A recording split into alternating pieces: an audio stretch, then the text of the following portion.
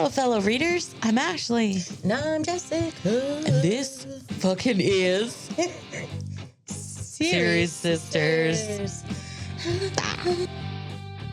Stay alive. I growled it. You growled it. Staying alive. Oh my gosh. That's so loud.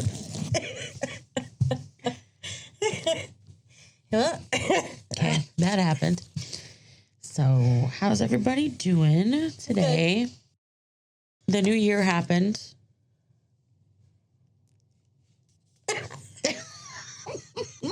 So that's pretty neat. It didn't.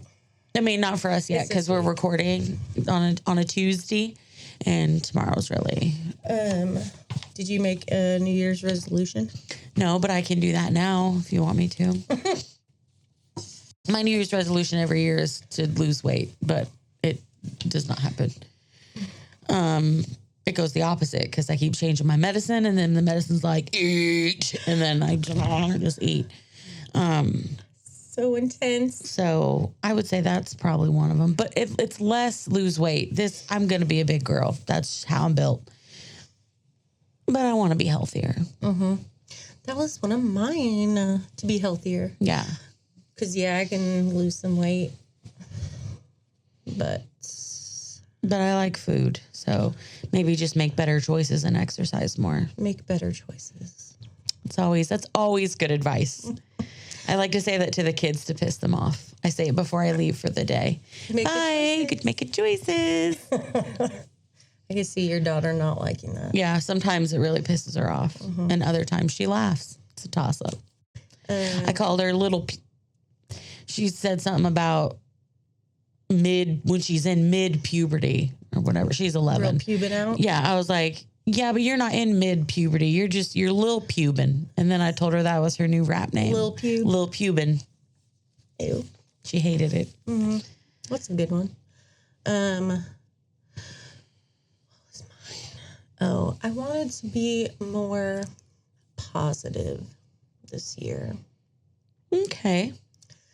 That's a good one. Like I've been real mean and bitchy on the inside. Well, for months. You can't help it. Hormones are going to hormone. Well, I know, but should I just throw the towel in? Yeah, just say, fuck it, this is me. No. Just a bitch. No, you should. That's a good idea. I should do that too. We all should. Mm-hmm. Because, good intentions out there. Collective good intentions. Mm-hmm. They do a lot. We want to hear your New Year's resolution. Yeah, tell us, especially the weird ones. Yeah, we want to hear some cool ones. I'll think of more, but I thought I would think really well. I don't know why I thought that, and I would come up with more. Oh. But I'm not. Okay. I'm just great. So. But I'm not going to do it. Okay, but what is it? If somebody wants to do it. Well, I just wanted to get a really tight perm and start dressing like real cowgirl, like the bedazzled cowgirl. Oh God! And that's my new look, Jessica. Please. I don't know how long you could keep that up. If somebody buys me that wardrobe, I will wear it every day. You'll get a tight fade, a perm. I'm just being silly. Yes, I've had a perm before. I know. But I can't. Casey would be mad. She would be like she would do it, but she would be pissed off. Tight perm on this long hair. I'll try it. I remember one time Dad called it a permanent, and I didn't know that was what it was called. And I was like, Dad, why are you saying it like this? Oh, my God. He's the liquid paper. Yep. Instead of white out, he's got to call it by the brand name. All right. So I've been thinking about this book. Okay. What do you remember? Oh, boy. Okay. Our main character, man. Mm-hmm. Kell. Kell. Mm-hmm. I was going to say that. I'm sorry. What's his name? His name is Kell. Okay. He's an Antari. Mm-hmm. He can travel between worlds. Mm-hmm. I just thought of a question as I'm trying to remember things. Is the whole world just London? No. Okay. He describes it. I didn't put it in here. But at one point, once him and Lila meet and they're talking, she's asking him questions about that. And he's like, no. Then she gets really excited because she wants to be able to someday make it to these other Londons and therefore new entire worlds that she has no idea about. Okay. So there's Delilah. She's a common thief who craves adventure. Let's see. Kell was raised by the king and queen of Red London. They have a son named Rye. I'm going to call him P. Rye instead of B. Rye because it's Prince Rye. I like that.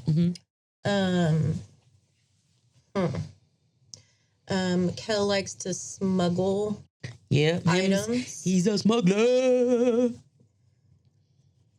Rye was trying to use his magic, but he's not good at it because he's not doing it right. Yeah. Kell has a secret bedroom in the cavern with his secret trinkets. Is that most That's of it? pretty much it. You got it all. Yeah. Wow. She does so much better. Jesus Christ. She does so much better at that than I do. We have to remember we're on display here. It's fine. It's fine. People can look at us. Okay, so this one's fun. I like this one. Like a zoo. Yeah, Mom. Okay, you ready? Okay, any questions? Comments? Okay. So remember, the last thing that happened was he was getting ready to go out for a drink with Rye, but the king needed him to deliver the message back to White London. Yes. Because Holland had come. Yeah, what's his deal? He'll learn his deal. Sorry if I'm scratchy today. I'm not stuffy, but I'm getting over it. So now it's scratch. Got a hoarse voice. Hopefully it's sexy, especially when I talk like that. Okay. Here we go. Kell stepped into White London and shivered. Is it cold? Kind of. Just creepy. Both. Power in balance, balance in power. It was equal parts motto, mantra, and prayer in Red London. White was a different story. In White London, magic was not seen as equal. It was seen as something to be conquered, enslaved, controlled. Black London had let magic in, let it consume. After it fell, White London had taken the opposite approach, seeking to bind power in any way that they could. Power in balance became power in dominance. When the people of White London tried to control magic, it resisted them. It burrowed down into the earth and out of reach. The magic seemed determined to starve its captors out. Slowly but surely, it was succeeding. Remember, it's kind of like a sentient being. Yes. A side effect of this was why Kell had named it White London. Every inch of the city, no matter the time of day or season, had the same pall, not P-A-U-L, P-A-L-L. Oh.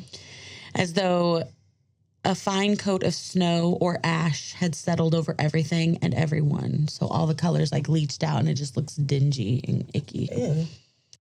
This is White London? I would call this one Gray London. But it's fine. I'm sorry that happened.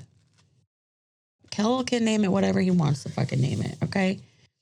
The magic here in White London was bitter and mean, and it leached the warmth and color out of everything. Kell tucked the token back inside his collar. In front of him was the castle. It's a castle there. More a castle and less a palace. In my head, they're different. Are they? Yeah. In my head, a castle's more like there's more spires and like tops and like, but a palace is like bulky and I don't know. So I'm thinking castle, Beauty and the Beast, palace, Aladdin. Yes. All right. See, there's difference. Thank you. It lunged. See, the castle lunged into the air, not physically. Oh. With knife-like spires. See, more spires. He didn't waste any time, and he headed directly towards it. The city changed at night, mostly filled with the sounds of fighting and killing.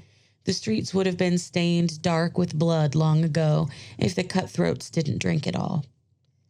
What magic could be had was taken, forced into shape by amulets and spells and bindings. It was never enough, never filling. So the people have a lot of like symbols and stuff on their skin to bind magic to them. Okay. And then anytime, but because it's so rare and sparse, anyone who comes in with like magic ability or whatever, they try to get him. And a lot of people literally drink it from their blood. Drink the magic from the blood? Mm-hmm. Okay. Okay. Kell wondered if the people truly believed Astrid and Athos Dane, they are the king and queen, they're brother and sister twins. Yeah, I don't know, but I wouldn't be surprised. He wondered if the people truly believed that they were strong enough or that they were simply waiting for the next magician to rise up and overthrow them, which someone would eventually. Someone always did. So it's a constant rotation of royalty or of kings and queens because each one keeps killing the previous one. Oh, okay. So they're not doing it like I'm making it correct to their heir. Yeah, okay. Yeah, because we all know what happened with Joffrey. Jesus Christ, we don't want to do that again. That kid, well, he's not a kid, he's a man, but he did such a good job. I'm trying to get comfort. Okay. Now I forgot what I was going to say. Sorry. So they usually people are only in those spots for a couple of years, but Astrid and Athos have been there for quite some time, like 8 years. It's been a while. So everyone's expecting any minute now someone should overthrow them, but they're scary. 10 guards flanked the stairs of the castle, still as statues. Kell knew they were puppets made by Athos Dane. So the men aren't made by him, but Athos Dane he's really good with binding spells, and he will take over he will take over someone's body and mind and just make them do his bidding. Sorry. I don't know why that was really hard to get out of my mouth. It was like my brain knew what to say, but my mouth, I just couldn't get it out. Anyway, a man stepped out of the shadows and Kell recognized Holland. The Antari's skin was nearly colorless. One of his eyes was a grayish green and the other a glossy black. When they say one eye is black, is it the whole eye, like the whites of the eye? Mm-hmm. Ooh. Yeah, it's not just the pube. It's the whole thing. I don't like that. I don't either. Much. It's real creepy. Okay. As they're walking, Kell is remembering the story. So Holland has a silver clasp on his cloak. And Kell remembers hearing a story about that clasp. So back before Athos and Astrid had come to power, the previous king, Kell always wondered, because Kell had always wondered why he would serve Astrid and Athos. So he's remembering back. Holland had served the previous king as an ally, but something happened between one visit and the next. Once the Danes took over, Holland was still by their side, but he had gone cold and dark. He changed. Okay, so he didn't start out that way. Correct. Okay. So Kell had gone looking for an answer, and he learns about the clasp. Okay. He traded a man in the scorched bone for the story. The man starts saying, "Our throne is not something you're born into. It's not held by blood, but taken by it. Someone cuts their way to the throne and holds it as long as they can, until they fall and someone else rises. 7 years ago, 7, not 8. When the last king was killed, several tried to claim his crown, but in the end, it came down to 3. Astrid, Athos, and Holland. The Dane twins proved nearly as powerful as they were ruthless and cunning, and together they defeated him. But they didn't kill him. Instead, they bound him. The man told Kell that that's what the silver clasp was, made by Athos himself. The seal didn't make him think or feel or want. It only made him do. So Holland is bound and doing their bidding. Okay. I forgot to say this line. As they're walking, Holland asks him, Astrid or Athos? So he gets to choose which sibling that he talks to. And he hopes that he chose the right one. He chooses Astrid, hoping that she was the right one to choose this time. Because he really is uncomfortable around them and he does not like them. Why does he have to pick one? Why can't he talk? Okay. Like, which one would you rather deal with? Oh, gotcha. Okay. So Holland and Kell enter the throne room. It was circular and made of brilliant white stone. Astrid Dane sat on her throne. She would have blended in if not for her stone and throne. Oh. You always say things rhyme and then they don't. And then you're like, this word that I said a really long time ago rhymes with this word. I'm just still thinking about it, you know. She would have blended in with the white if it wasn't for the dark threaded veins. And she has on a bright pendant. It's like a red, blood red pendant on. Like a ruby? I don't know if it's, I don't remember what it really is. An amulet? Something of what that. Do I want to yes, call it? That's good. Okay. She says, I smell something sweet. She tells Kell to come closer so she can see how he's grown. Ew. And Kell tells her that he's been grown for quite some time. And Astrid says, come to me or I will come to you. Kell wasn't sure if that was a promise or a threat, but he stepped forward regardless. Now we're going to jump real quick over to what Athos is doing while Kell is with. Yes. Okay. The whip cracked through the air, splitting open the skin of, this is pretty gross, the skin of the boy's back. Aww. He did not scream, but Athos wished he would. The boy, Belloc, Beloc, was 16 and he had not bowed. Athos had flipped a coin to Belloc's mother, saying, for your loss. That night, the empty-eyed soldiers came, broke down the doors of his house and dragged the boy away, kicking and screaming, and hooded to the palace. His mother was held back by a spell, sprawled across the stone walls, unable to do anything but wail. Now the whip came down again, and the boy finally screamed. Belloc spit on the floor, and Athos grabbed the boy's jaw, slamming his head back against the wooden frame. Belloc says, I don't fear death. And Athos responds, I believe you, but I'm not going to kill you, although you'll wish I had. The whole city knew of Athos' penchant for binding spells. Biting spells. He loves to bite. Marks that stripped away a person's freedom, their identity, their soul. As Athos approached the boy, he tells him, I'm going to let you keep your mind. Do you know why? So I can watch the war play in your eyes every time your body obeys my will instead of yours. It's pretty rude. He's sadistic. Yeah, he's awful. Sadistic motherfucker. Yeah, we don't like him. When Athos was through with Belloc, Holland appears. He asks Athos if he's busy and says, he's here. I delivered him to your sister. Athos says, well, we better go before Astrid swallows our young guest whole. Back to Kell. He wished he could set the letter on the table and get the fuck out, but Astrid sat there holding out her hand for it. Instead of taking the envelope, she grabs Kell's wrist. She mutters something under her breath, and lightning shoots up Kell's arm, followed by pain so intense it makes his knees buckle. I like it when you kneel, Astrid said, and then she let go. She's a bitch. After grabbing the letter, Astrid tells Kell that she should keep him. She doesn't trust things that don't belong to her. Athos and Holland enter the room. Kell bows, saying, Your Majesty, I was just leaving. Athos doesn't like that, and he tells Kell to stay and have a drink.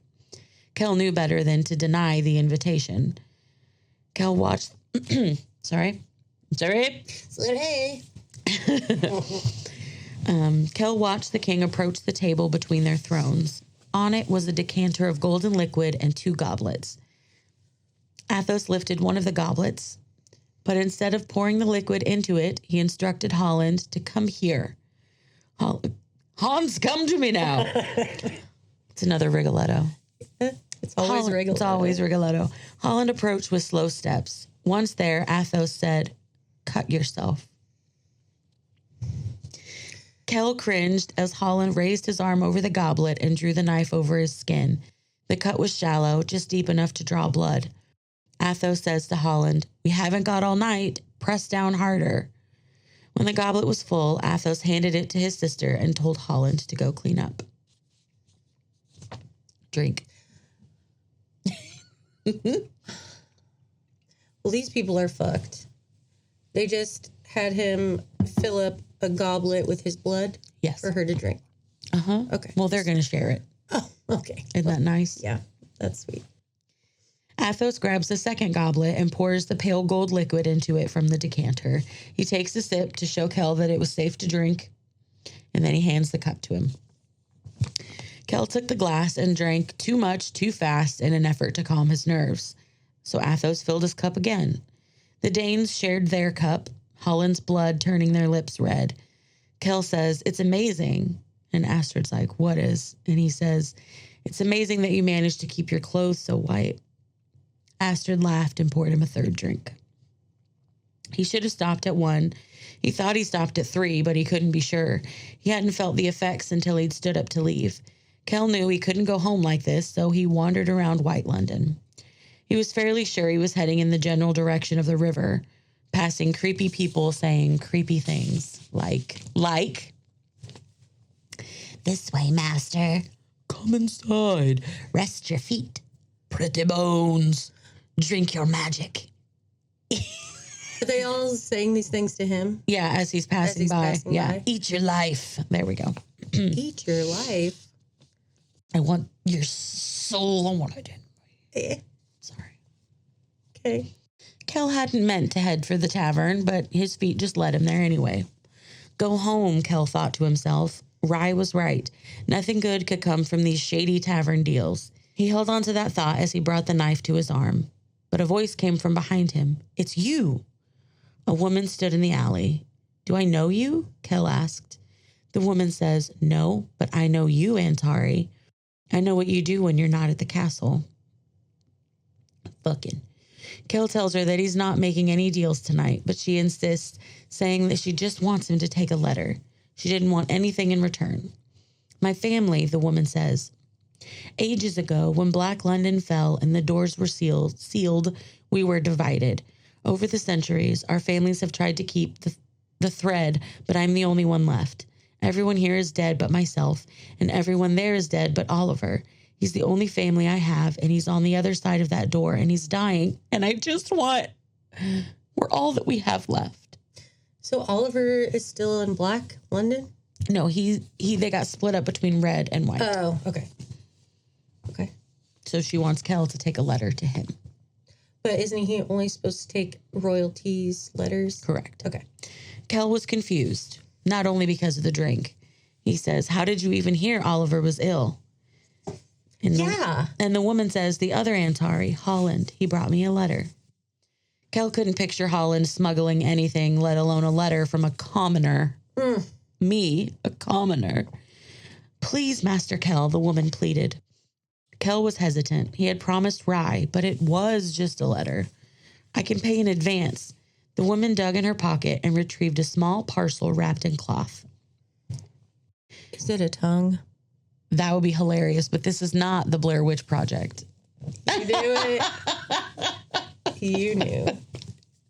Oh, that movie scared the shit out of me as a kid. It's so good. I've watched it again recently. It holds up. It holds up.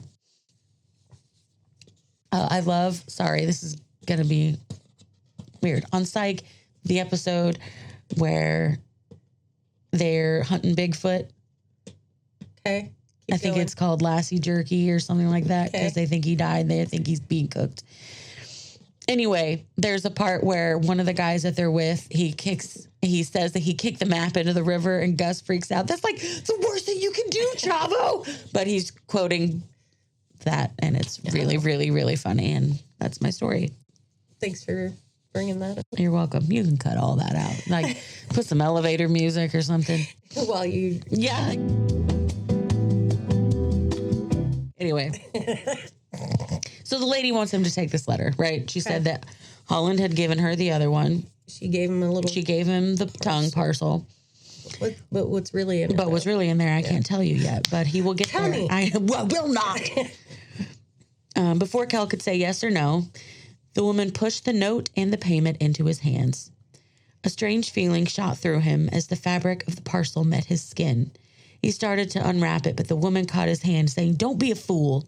They'll cut you for coin in these parts. Not here." Kell was very confused. He had too many questions, too many pieces that didn't make sense. Kell begins to refuse, but when he looks up, the woman is gone.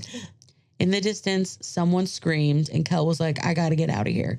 So he drew the knife across his arm. Sounds awful. Yeah. He drew the knife across his arm, ignoring the dread in his stomach, and summoned the door home.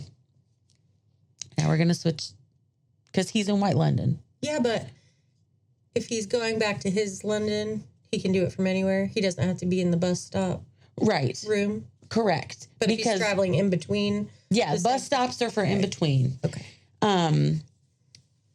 When he's going from world to world, he'll show up exactly in that location in the other side. So since he was by the tavern, he'll show up by the tavern in his London. Okay. Okay. But what if somebody saw him? That would suck. Okay. We're going to go to Lila now. Okay. Lila. She's in Grey London. Lila's in Grey London, and she just burned down the boat. Yes. Because Powell was all rapey. Yeah. And... Oh, rapey Powell. Oh, rapey Powell. So she's at the stone's throw where Baron is. He let her stay. Martin, but yeah. Martin? Martin. Martin. And there's a wanted poster of her. Yes. Okay. Mm-hmm. So she, in her night's take, we're walking back from the stone's throw, because remember he's... Hold on. Check out that guy's hair. When you can. It's like Coolio. But it's only on one side. Well, it's too short to be full Coolio. He's just working with what he's got. One side? Yeah. That's his strong side. All right, go ahead.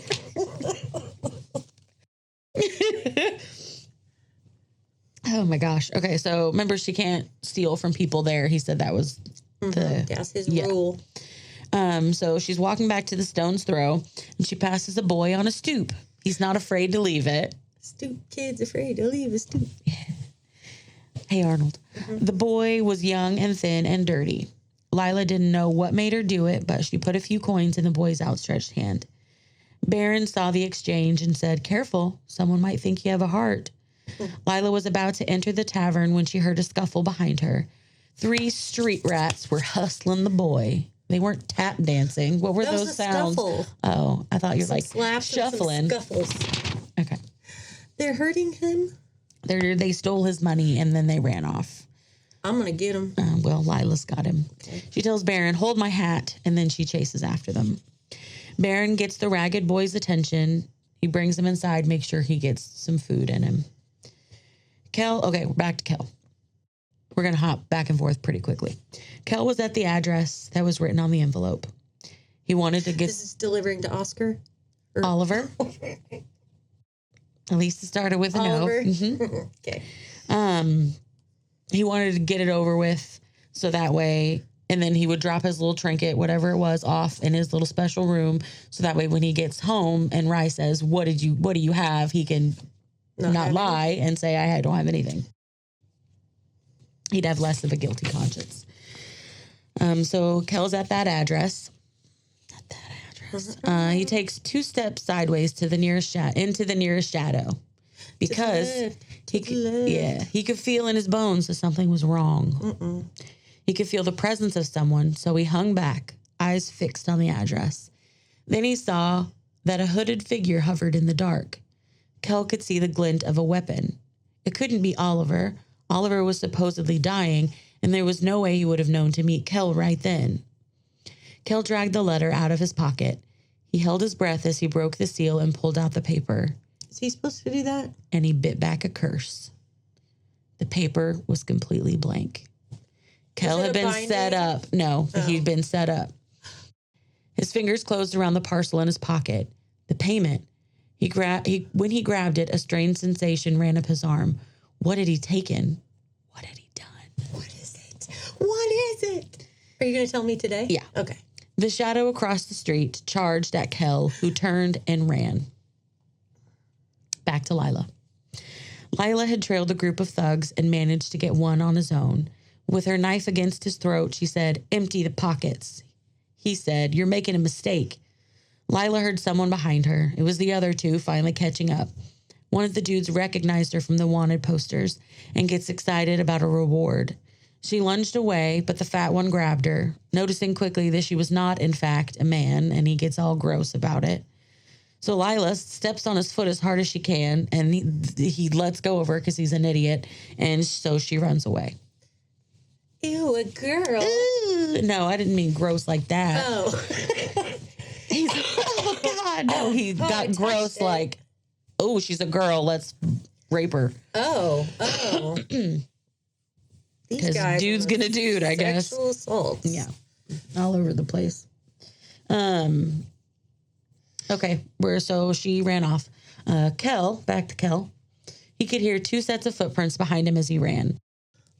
Yes. Footprints? You can't hear footprints. Did I say footprints?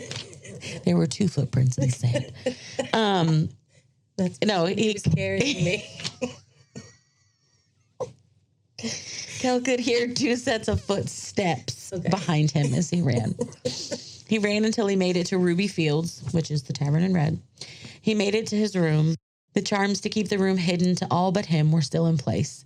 Kell relaxes back against the door. He'd been set up, but by who and why? I got a guess. Who's your guess? One of those stupid royals. The sadistic ones. We'll find out in a couple episodes. Well, no, we won't. We'll kind of find out now. Anyway, shut up. He didn't want to know what the trinket was, but now he needed to know. It was wrapped in a swatch of faded gray fabric, and when he unfolded the cloth, a rough-cut black stone tumbled out onto his palm. It fit in Kell's closed fist. I'm sorry. Is he in a wheelchair, or was he doing what my son does, who crouches down and moves his legs really fast? Because I saw that man walking. You saw him walking on his legs? Yes, when you told me to look at his hair. Oh, it's that same guy? And now he just his head passed by the window. I'm so confused. Anyway, I'm sorry, guys. I wish you all could see what we see. So it's a little stone, a little black stone. In his palm. Mm-hmm. It fit in his closed fist, and it was as pitch black as Kell's right eye. It sang in his hands, not like, but a deep vibration. It called on Kell's power like a tuning fork. Part of him wanted to drop on it. Part of him wanted to drop the stone. The other part only wanted to grip it tighter. So he loved the power in it makes him I need to hold it. Everything will be okay if I just fucking hold it. I got to hold this stone. Okay. But he knows with the logical side of his brain that that's bad. That shouldn't be happening. That's just like the ring. Yeah. Okay. Exactly. One stone to rule them all. Except one side of the stone was jagged, as if broken, but the other side was smooth. On the smooth side, a symbol... Do you think it's Holland's eye? I wish. God. Damn it. That's what... Sorry, go ahead. It's okay. I just pictured it and I lost my pace. So there was a symbol on it, on the smooth side. It was a symbol written in a language that Kell had come to think of as Antari. Got there. But the language of magic hadn't always belonged to the Antari. There were stories of a time when others could speak directly to magic, of a world so bonded to power that every man, woman, and child became fluent in its tongue. Black London. Oh. The language of magic goodness. had belonged I didn't to even them. think of it. Yeah. So somebody's got this stone from Black London. Mm-hmm. After the city fell, every relic, every remnant was erased and destroyed, a way to ward against the plague of power that had devoured it. Kell ran his thumb over the rune, the word echoing in his head. Vitari, which means magic. Okay. Just then, Kell hears boots on the stairs. He didn't understand how they could have been able to follow/find him, and then he saw it. Wait, he's in red right now, right? Okay. Yeah, he's still in red. The fabric that had been wrapped around the stone had had a tracing spell scrawled across it. So they were able to find his special room. Oh, no. So quickly, Kell shoves the stone in his pocket and jumps out the window, which must not be that high up because he does this often. A figure leaps out the window after him. Kell, yes? But I thought he had it like a spell where nobody could come in. He did, but the locator spell, or the tracing one, kind of trumped the others. Okay. A figure leapt out after him. Kell spins to face his attacker. I don't know why I did this. He expected two, but only found one. Who are you? He demanded, but the shadow didn't answer. Kell noticed an X scarred the back of the man's hand, the mark of cutthroats and traitors. The man drew his weapon and over 21s in the club. Yep, you in the club. The man drew his weapon, and Kell was surprised to recognize it as a blade wielded by members of the Royal Guard. Kell asked where he'd gotten it, but the man didn't answer. The thing about the swords of the Royal Guard is that besides being sharp AF, they were also enchanted. They dampened a magician's magic with only one cut. Surrender, the cutthroat said. Put down that sword, Kell responded. Kell drew his own knife, but it was a good foot shorter than the royal blade. Surrender, the cutthroat said again, and Kell caught a glimmer of magic in the man's eye. A compulsion spell? Kell only had a moment to think about it before the man lunged. Kell dodged and noticed a second figure at the end of the alley. Surrender, said the second man from afar. He's too scared to come any closer. I'm going to watch from here. You there. But put it down.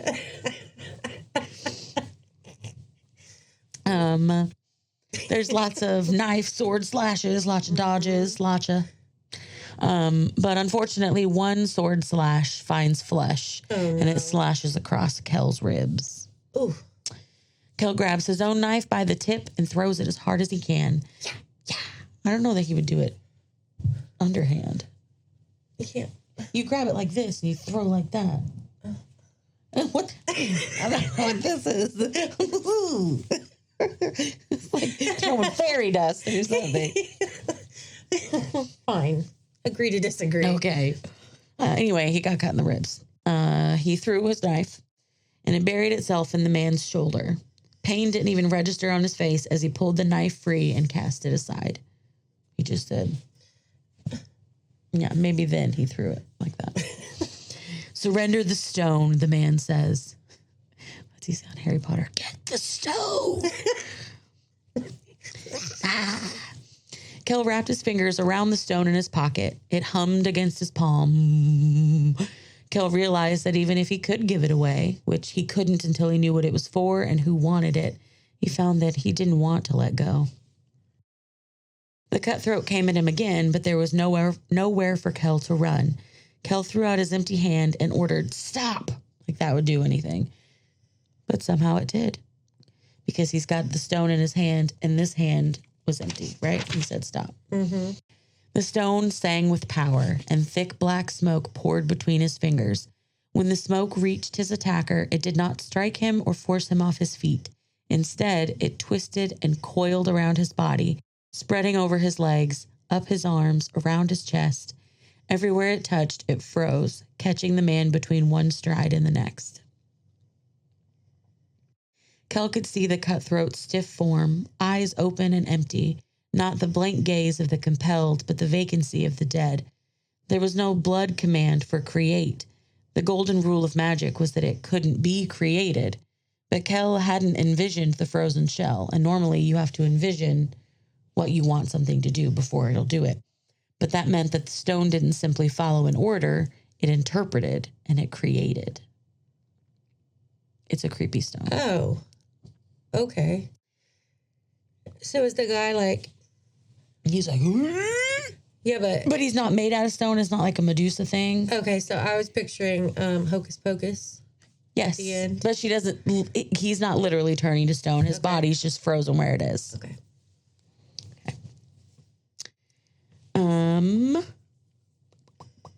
He forced himself to return the stone to his pocket. He tried to straighten up, but pain tore across his stomach. Without his power, because the sword was magical, he couldn't will his wound closed. He needed to catch his breath and think. Unfortunately, the second attacker, who was at the end of the alley, is now approached. He chose this moment to continue his advance. You all right down there? Hey, what's going on? Kell itched to take hold of the stone again, but he didn't. He lunged forward, grabbed his knife off the ground. When the man came at him, Kell buried his knife in the attacker's chest. It wasn't the first time Kell had killed someone, but he still felt ill as he pulled the knife free and the man crumpled, dead at his feet. Kell clutched his stomach, and then he heard another set of steps in the distance and forced himself upright. He stumbled past the bodies and ran.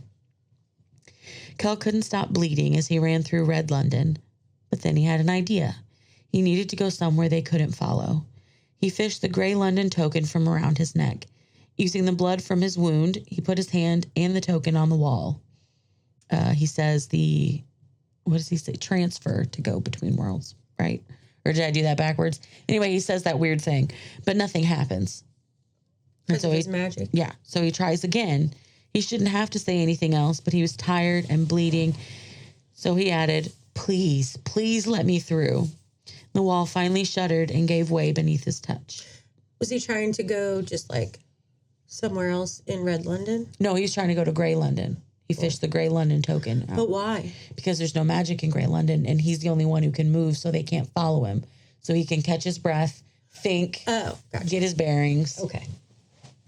Come up with a plan. Kell stumbles, so he went through. He stumbles and stays a moment on his hands and knees. When he managed to get to his feet, he collides with a man in a mask and a broad-brimmed hat. Is that Lila? Yeah. Sorry, Kell mumbled. Where'd you come from? Asked the man. Kell looked up and realized that under the disguise, it wasn't a man at all. It was a girl. A girl? Ooh. You all right there, gent? Asked the girl in disguise. I'll be okay, Kell whispered. The girl gave a tight smile and said, There's blood on your face. She drew a small kerchief from her pocket and reached out, dabbing his jaw before pressing the fabric into his hand. Keep it, she said, and then she strode away. Kell tipped his head back and stared up at the gray London sky. He reached into his pocket to check on the stone and froze. He dug in all his pockets, but it was gone. Lila took it. Oh, he couldn't believe it. Would. He'd been robbed. Oh, my gosh. So there's little bits where it'll talk about, I don't know how to describe it. Like what the bad guy's doing. Uh-huh. Like what's happening in the bad guy world. So that's what's happening right now. Okay. Okay. A London away, which they're referring to Red London, back in Red London. The city bells struck 8. A man with an X on the back of his hand. Remember him? Mm-hmm. The frozen guy. Mm-hmm. And a stolen sword still raised above his head. A man trapped in ice or stone or something stranger. The shell of a man started to crack, the surface fracturing and crumbling away. The shell broke apart and yet never let go of the man beneath. It clung to him, seeping in through his clothes and his skin until it was gone, absorbed. The compulsion spell already cast on him had stripped away his resistance and allowed the other magic to slip right in, taking hold of everything it touched.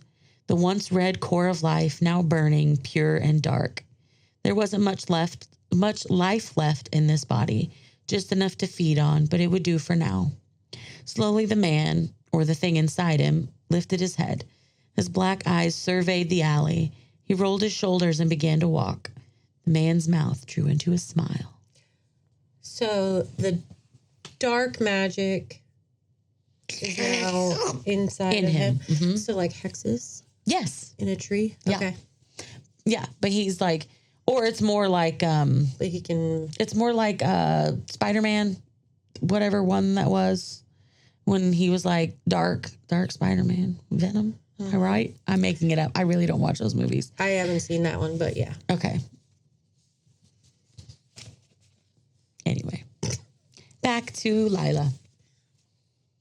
So Lila made her way back to the stone's throw, shedding her disguise as she went. She was not happy about having put herself in a position that she needed to run from, but the outing hadn't been a total waste. She closed her hand around the weight in her pocket. She paused underneath a lamppost to check out her score and immediately was disappointed.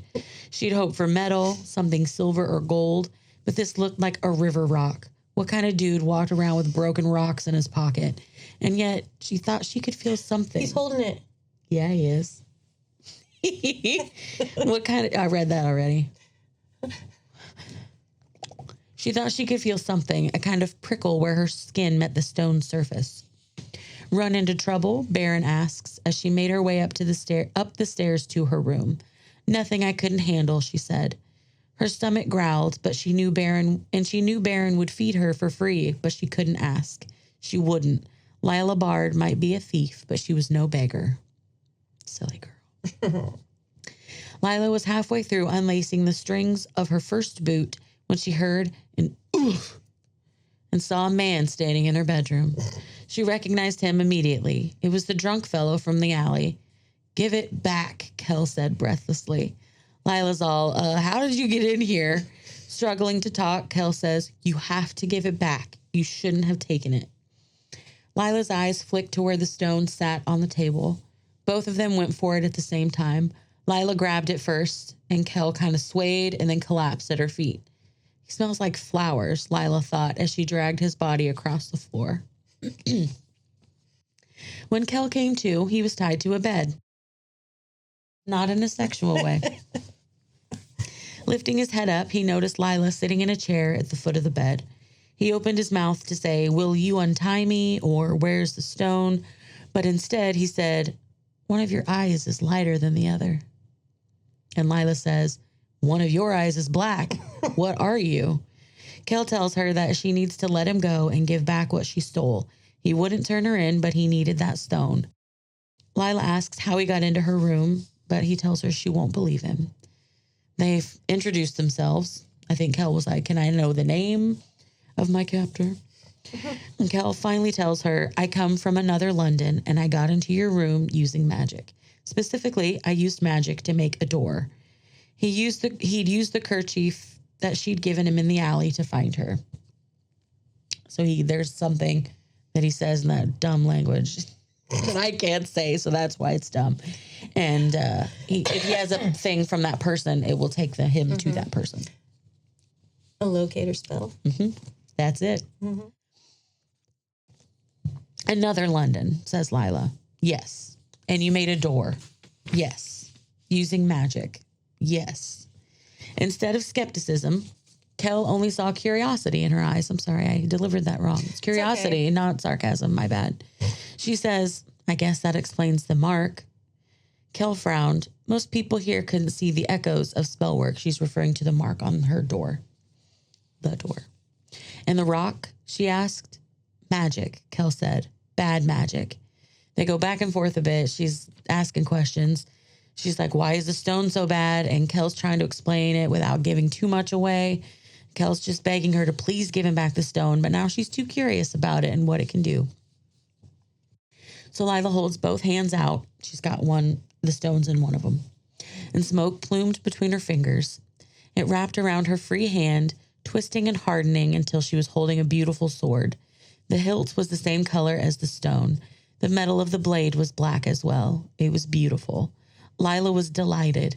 And Kell's like, there, you saw what it can do. Can I have it back now, please, before you hurt yourself? Lila glares at him and tells him she's just getting started. More smoke poured from between her fingers, but this time it formed the image of a young man. It was Kell. She made a Kell look-alike. Like how big? Normal, the size of Kell. Okay. Little guy. That would have been very funny. As Kell watched, his lookalike started to act like he was going to strip, and Kell freaks out. He's like, okay, Lila, you've had your fun. Dispel him. Dispel him. And she's like, I don't know how. And then the non-Kell's face shifted rapidly from vacant to angry to aware. I did that backwards. Vacant. I didn't with my face. I did it right. To aware to angry. He's angry last. Okay. It was as if he knew what was happening and that they were trying to get rid of him. Lila's trying to get rid of him, but she really has no idea how. The thing lunged at her and she dropped the stone. The non-Kell opened its mouth to speak, but it instead dissolved back into smoke. Kell's bloody hand was raised, his command to dispel, which I'm not going to say, echoing through the room. Lila took a shaky breath before Kell wrapped his bleeding hand around her throat. Where's my knife? He growled. She tells him, top drawer. But Kell doesn't let her go. He uses his magic. I wrote the woof instead of the wood. He doesn't let her go. He uses the wood, the woof, from the wall and makes it wrap around her wrist, holding her in place. Huh? So I forgot to say how he got untied. He was able to finally use his magic and get out of there. Okay. He's free now. He's free now. He's out. You can't leave me here like this, Lila hollers. She grabs another dagger to throw at him, but he tells her she'd better hang on to it. She'll need it to saw herself free. And with that, Kell jumped out the window again. It took Lila the better part of an hour to saw herself free. It messed up her blade, and that pissed her off. She decided she needed a drink, so she headed downstairs. Before she was out of the room, something caught her eye. It was the sword she'd conjured. Clever magic. Not bad magic. Lila knew clever was more dangerous than bad. Did I say that right? Yes. Okay. So she opened the window and threw the beautiful sword out into the alley. Now we're going to switch to a little bad guy situation. Okay. A very drunk man named Booth stumbled down the stairs in front of the stone's throw. So he's in Grey London. Booth scuffed his boots into the alley to relieve himself. When he had finished and was walking back out, his boot caught on something on the ground. The light glinted off metal, and Booth's eyes widened. Greed was a sobering thing, and he found himself on his hands and knees until his fingers curled around the prize. Booth pulled the sword free from its sheath. He found the sword she kicked. Yeah. It would fetch a pretty penny. Finders keepers, he thought. His fingertips, where they curled around the hilt, had started to prickle.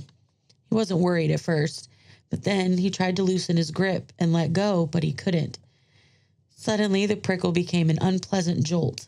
He tried shaking his hand vigorously, but the sword wouldn't let go. The hand holding the sword, which did not seem to belong to him anymore, tightened on the hilt. Booth gasped as his fingers turned the blade slowly back toward his stomach. Oh, no. With a single clean thrust, the hand with the sword drove it into his gut and buried it to the hilt. The black sword glowed with a dark internal light and then began to dissolve. The weapon melted, not down, but in, through the wound and into Booth's body, into his blood. For a long moment, Booth stayed where he was, and then, slowly, his arms went to his sides, his veins running a true black. His head drifted up, and he blinked 2 black eyes. Slowly, steadily, he got to his feet. That's that. So there's now he's a bad loose. one in both Londons. Yep, they're loose. They're out there. Okay. It's good. It's real good. It's good. I'm enjoying it. Good. Hope you are too. So. It's even better when you read it. Yeah. Because, I'm leaving a lot out. Mm-hmm. What's P-Rye up to? He's getting ready for his birthday celebrations. He's got a lot of things to do.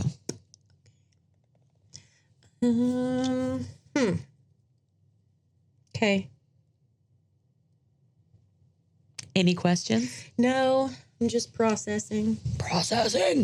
Okay. Shit gets so real in the next one, you guys. Okay. There's magic fights. Oh, magic fights. But no wands. No. Just magic. Just either, and I realized when you ask, does he always have to cut his hand to do magic? If you are good with the elements, you can do elemental magic without whatever. But if you want to use the blood commands, you have to use your blood. Okay. Yeah. Use your blood. Yeah. When the smoke was coming out and she was like, first it became a sword. Then do you remember Ernest Saves Christmas? Is that the one with the troll? Christmas troll? No, that was Ernest Scares Stupid, because that still scares me to this fucking day.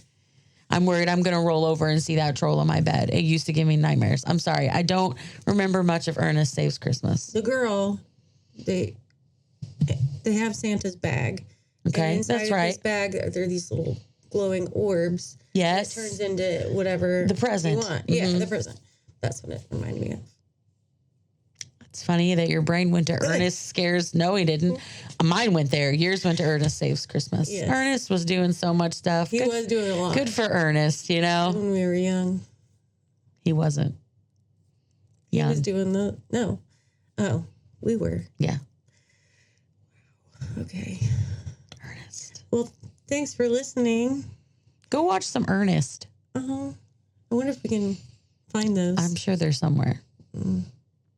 What other ones were Ernest Goes to Camp? Oh, my God. I can't remember. He had so many. I know. He was doing so many things. Maybe like Barbie. Oh, Barbie and the Rockers. When they go to space. Okay. And that floating lipstick. Like, she has a lot of jobs. She does have a lot of jobs. And a lot of ethnicities. And I think that's beautiful. And she hasn't even seen the Barbie movie. I know. It's so good. It's going to make me cry. And I just don't want to. I have to be in the mood to cry, you know? Whatever. Okay. You cry anyways. I know. All right. Thanks for listening. Okay, bye. Bye. Love you.